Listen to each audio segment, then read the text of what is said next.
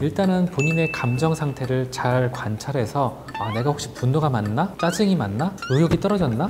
이런 것들을 관찰하는 게 굉장히 중요합니다. 평상시에 명상을 계속 하게 되면 본인의 감정 상태를 조금 더 잘 캐치할 수 있기 때문에 치료 목적으로도 명상을 가르쳐 드리지만 스스로를 계속 관리하는 측면에서 명상을 좀 지속하라고 말씀드리고요. 운동도 마찬가지입니다. 특히나 유산소 운동 같은 경우는 순환을 촉진시켜 주기 때문에 화병의 발생을 조금 줄여주고 치료를 도와주고 우울증도 역시 치료를 도와주고 재발을 방지해주고 이런 효과가 있기 때문에 지속적으로 꾸준히 유산소 운동을 하도록 권장을 하고 있습니다.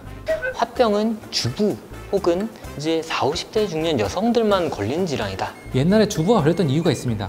모든 스트레스가 주부한테 모이거든요. 시부모와 같이 살면서 받는 스트레스, 남편이 자기 편 안 들어준다던가 아이의 엄마한테 보통 많이 가는 그런 사회 구조다 보니까 주부가 화병이 많이 걸렸던 거고요.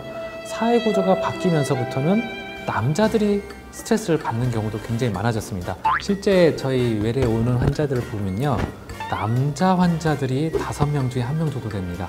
부당한 대우를 받아도 이렇게 얘기를 잘 못하는 그런 것들이 쌓이다 보니까 남자분들도 화병이 많이 생기시거든요.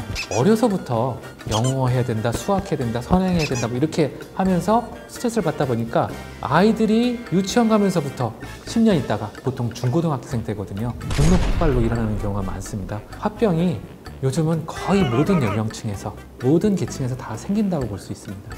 화병이나 우울증 같은 이제 정신적인 질환과 사실 이제 증상이 굉장히 유사한 이제 신체 질환도 이제 같이 있다고 알고 있습니다. 화병이 분노 폭발을 많이 하고 그리고 열이 자꾸 위로 올라오는 증상이 있기 때문에요. 그거랑 유사한 증상으로는 여성분들 같은 경우는 갱년기 증후군이 있고요. 갑상선 항진증이 있습니다. 자꾸 열이 올라오고 감정 조절도 잘 안 되는 편이거든요. 갑상선 검사를 한 번도 안 해봤다 태어나서 한 번 정도는 검사해 보실 것을 권합니다. 저하증이 있으면 몸이 좀 차지면서 의욕이 떨어지고 기운이 없고 조금만 움직여도 식은땀이 나면서 좀 힘들어지고 이런 증상들이 생깁니다.